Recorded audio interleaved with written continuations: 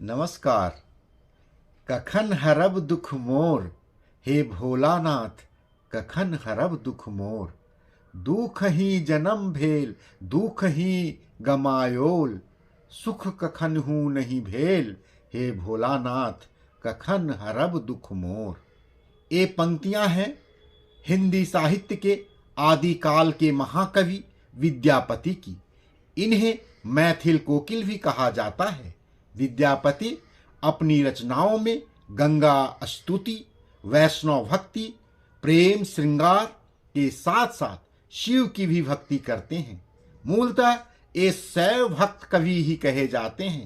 हालांकि इनकी बहुत सी कविताएं, बहुत से पद श्रृंगारिक भी हैं, फिर भी ये शैव कहे जाते हैं और शिव के परम भक्त माने जाते हैं। कहा जाता है कि स्वयं महादेव एक गंवार उगना बनकर इनके यहाँ चाकरी करते थे, नौकर का काम करते थे।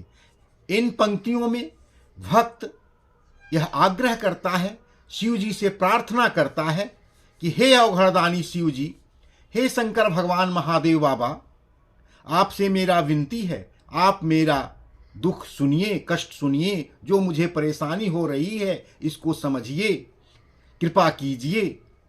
हे भोलानाथ, आप मेरे दुख का निवारण कीजिए, कब करेंगे।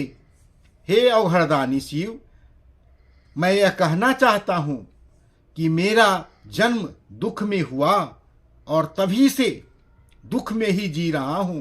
जन्म से लेकर जो दुख सह रहा हूं सो सह रहा हूं, आज तक केवल दुख ही झेल रहा हूं।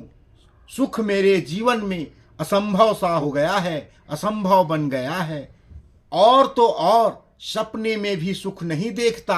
हे भोलेनाथ, आप मेरे दुख का निवारण कब करेंगे।